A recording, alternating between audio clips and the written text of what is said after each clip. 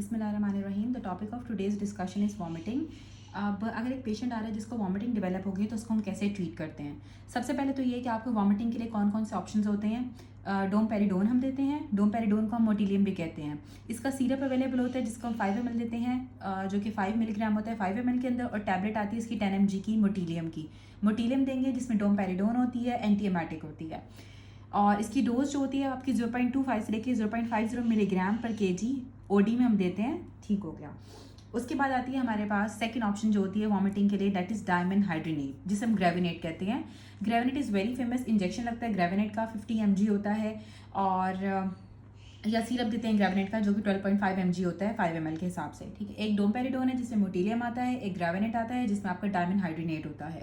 तीसरा आता है आपके ऑनडेन सेक्ट्रॉन। ठीक है। ऑनडेन सेक्ट्रॉन को हम इंजेक्शन ऑनसेट कहते हैं, जिसका हम 8 mg लगाते हैं। ग्रेविनेट का जो होता है वो 50 mg होता है, ऑनसेट का आपका 8 mg होता है पर 4 ml। और उसके बाद लास्ट आपके ऑप्शन आता है एंटीएमेटिक्स के अंदर, वो आपका मेटोक्लोप्रामाइड आता है। मेटोक्लोप्रामाइड का मैक्सिलॉन का इंजेक्शन होता है और मैक्सिलॉन का सिरप भी होता है। मैक्सिलॉन का इंजेक्शन 5 mg पर 1 ml देते हैं हमारे पास, और जो मैक्सिलॉन सिरप होता है वो 5 mg पर 5 ml होता है। इसकी डोज भी 0.25 से 0.5 मिलीग्राम पर केजी डोज होती है, TDS में हम देते हैं।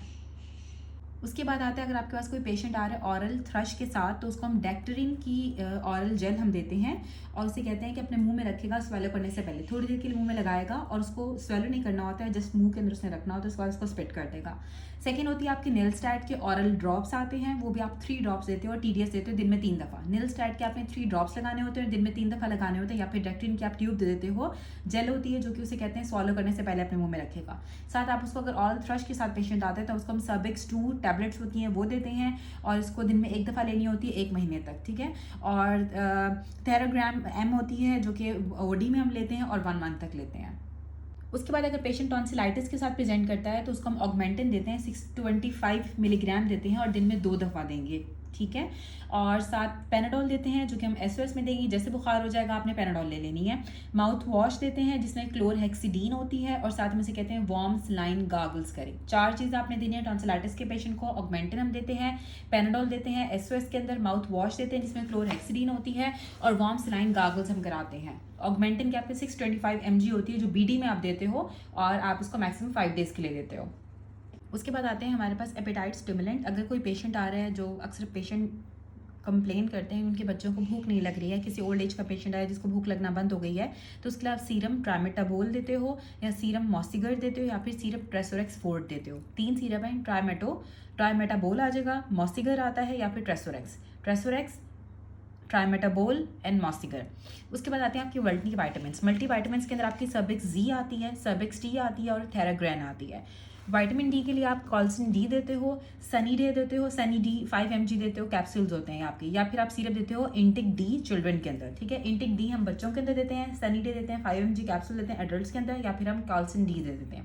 3 चीज़ होती हैं विटामिन डी के लिए, कॉल्सिन डी होती है, सनी डी 5 mg होता है, या फिर हम जब वो इंटिक डी चिल्ड्रन के अंदर देते हैं, इंटिक डी चिल्ड्रन के अंदर देंगे। उसके बाद आती है हमारे पास एंटी एलर्जिक में आपकी सबसे पहले रिजिक्स आ जाती है जो 10 mg देते हो, या फिर जेरेटेक आती है जो हमारे पास 10 mg देते हैं, सॉफ्टिन 10 mg होती है, या फिर लॉरिन आपकी होती है जो आपकी 10 mg होती है। ठीक हो गया। रिजिक्स हो जाएगी, जेरेटेक होती है हमारे पास, सॉफ्टिन होती है, या फिर लॉरिन होती है।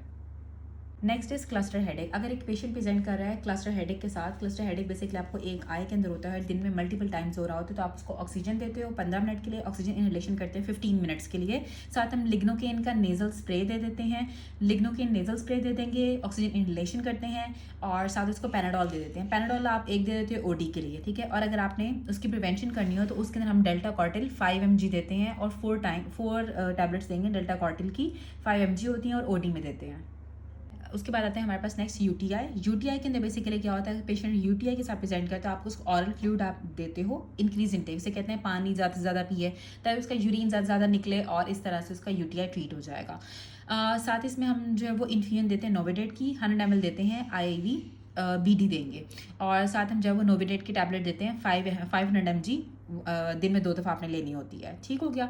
नोविडेट टैबलेट देंगे, और नोविडेट की ही हम जो है वो नोविडेट में सिप्रोफ्लॉक्सिसिन होता है, नोविडेट देते हैं हम बेसिकली UTI के लिए, और सिरप हम देते हैं, ठीक है, सिट्रॉल का सिरप दे देते हैं, जिसके 2 टेबल स्पून आपने देने होते हैं दिन में 3 दफ़ा। अगर तो वुमन प्रेग्नेंट होती है तो हम उसको जीनासेफ देते हैं, सेफुरॉक्सिमी होती है 750 mg देंगे, और ये इंजेक्शन लगाते हैं और उसको टैबलेट बाद में देते हैं। जीनासेफ का इंजेक्शन लगा देते हैं की टैबलेट उसको देते हैं, जो कि 125 mg होती है, ठीक है। 750 mg जो उसको हम इंजेक्शन लगाएंगे, दिन में 2 दफ़ा लगाते हैं, या फिर उसको जब हम टैबलेट देते हैं तो जीनासेफ की ही टैबलेट देते हैं, जो कि 125 mg होती है, और इसको दिन में 2 दफ़ा देते हैं 5 दिन के लिए। और अगर पेशेंट को बुखार हो गया तो आप उसको एंटीबायोटिक साथ दे दोगे, और साथ एक्यूट सिस्टाइटिस अगर उसको डेवलप हो गया होता है तो उसके लिए हम जो सिनबैक हमारे पास टैबलेट होती है, जिसमें कोट्राइमॉक्सोजोल होती है, 60 mg होती है। इसको भी 5 डेज़ के लिए हम बीडी में देते हैं, दिन में 2 दफ़ा आपने लेनी होती है। अब आते हैं थायराइड के अंदर। थायराइड में सबसे पहले अगर आपको हाइपोथायरॉयडिज्म डेवलप हो गया है तो उसमें हम TSH के लेवल जो होते हैं ना, वो आपके 20 मिली यूनिट पर लीटर से ज़्यादा हो जाते हैं, और T3 T4 के लेवल आप पे कम हो जाते हैं। इसके लिए हम क्या करते हैं, लीवोथायरॉक्सिन दे देते हैं। पहले 3 हफ्तों के अंदर 50 माइक्रोग्राम देते हैं पर डे। उसके बाद सेकेंड 3 वीक्स के अंदर, फर्स्ट 3 वीक्स के अंदर हम 50 माइक्रोग्राम देंगे, सेकंड 3 वीक्स के अंदर उसको 100 माइक्रोग्राम देते हैं, और फिर पूरी ज़िंदगी के लिए हम कहते हैं कि 150 माइक्रोग्राम पर डे लेती है, और डोज को हम उसकी TSH की वैल्यू के अकॉर्डिंगली एडजस्ट करते रहते हैं। ठीक हो गया। अगर कोई एक पेशेंट हाइपोथायरॉइड के साथ आती है तो पहले 3 हफ्तों के अंदर हम उसको 50 माइक्रोग्राम देते हैं लीवोथायरॉक्सिन, नेक्स्ट 3 वीक्स के अंदर उसको 100 माइक्रोग्राम देंगे, और उसके नेक्स्ट होल लाइफ तक मुझे कहते हैं कि 150 माइक्रोग्राम पर डे लेगी लीवोथायरॉक्सिन को, और इसके अंदर उसके हम TSH के लेवल को मॉनिटर कराते रहते हैं।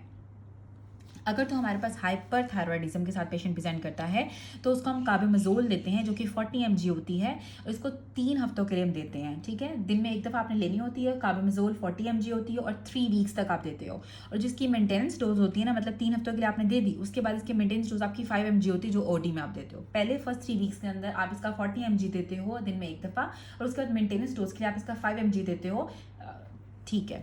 अच्छा, अब एक पेशेंट अगर प्रेजेंट करे थायरोटॉक्सिकोसिस के साथ। थायरोटॉक्सिकोसिस का मतलब ये होता है कि उसको हम थायरोटॉक्सिकोसिस के अंदर एक तो हम जो है वो शिलर्स आयोडीन देते हैं, या फिर ल्यूगॉल आयोडीन सोल्यूशन देते हैं, या फिर आयोडाइज्ड जो है वो उसको हम आयनाइज्ड हम जो है वो SH देते हैं, ठीक है। थायरोटॉक्सिकोसिस अगर 40 साल से पहले हुआ है तो हम थायरोडेक्टमी कर देते हैं, और अगर 40 साल के बाद होता है तो फिर हम उसको रेडिएक्टिव आयोडीन देते हैं। उसके बाद आता है हमारे पास एपिस्टैक्सिस। एपिस्टैक्सिस के अंदर बेसिकली अगर एक पेशेंट है जो हाइपरटेंसिव है और उसको एपिस्टैक्सिस डेवलप होगी तो आपने उसको एंटी हाइपरटेंसिव देनी होती है।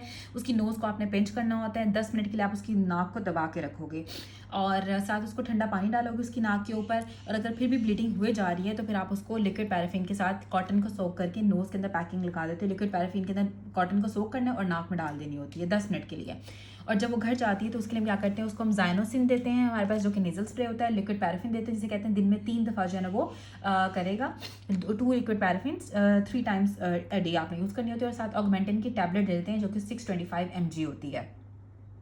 अगर आप एक पेशेंट प्रेजेंट करता है एलर्जिक राइनाइटिस के साथ कि रनी नोज़ हो गई है उसको, ठीक है, और छींकें बार बार आ रही हैं, नज़ला हो गया, तो आप उसमें सबसे पहले उसको पैनाडोल देते हो SOS के अंदर, ठीक है। जैसे बुखार होगा तो आपने उसको पैनाडोल दे देनी होती है। साथ आप उसको कहते हो कि स्टीम इनहेलेशन कराएगा, और हम उसको टैबलेट लॉरिन देते हैं, जो कि हम या फिर हम जो है NSA, ठीक है, और जो टैबलेट लॉरिन NSA देते हैं, या फिर हम सॉफ्टिन देते हैं, जो दिन में आपने 1 दफ़ा लेनी होती है, और ज़्यादातर आप रात में देते हो क्योंकि इससे सेडेशन होती है, नींद आती है, तो आप इसे कहते हो कि रात में ले ले सॉफ्टिन को, ठीक है। लॉरिन या सॉफ्टिन आपने रात में लेनी होती है, साथ उसका पैनाडोल दे देते हो, और उसे कहते हैं स्टीम लेगा। और बेकोनेज नेजल स्प्रे जो होता है जिसमें बेक्लोमेथासोन होता है, और उसे कहते हैं कि डस्ट को अवॉइड करेगा। अगर पेशेंट को वॉमिटिंग डेवलप हो जाती है तो उसके लिए हम टैबलेट मेटोमाइड देते हैं, जो कि 10 mg होती है, और TDS में देते हैं। अगर एक पेशेंट को वॉमिटिंग हुए जा रही है तो आपने दिन में 3 दफ़ा उसको टैबलेट मेटोमाइड देनी होती है, और 10 mg हम देते हैं, या फिर सिरप भी दे सकते हैं मेटोमाइड का, या फिर इंजेक्टेबल भी दे सकते हैं मेटोमाइड की, या फिर हम मोटिलियम दे सकते हैं, जिसके टैबलेट भी होता है, सिरप भी होता है, ये भी 10 mg हम TDS देते हैं, दिन में 3 दफ़ा देनी होती है। या फिर हम जब टैबलेट देते हैं ऑनसेट की, जो कि 8 mg होती है, OID में देते हैं, ठीक है। और ग्रेविनेट की टैबलेट देते हैं, जो कि SOS में देते हैं 50 mg। ग्रेविनेट आपका 50 mg होता है, ऑनसेट आपका 8 mg होता है, और मोटिलियम आपकी 10 mg होती है, और मेटोमाइड भी आपकी 10 mg होती है।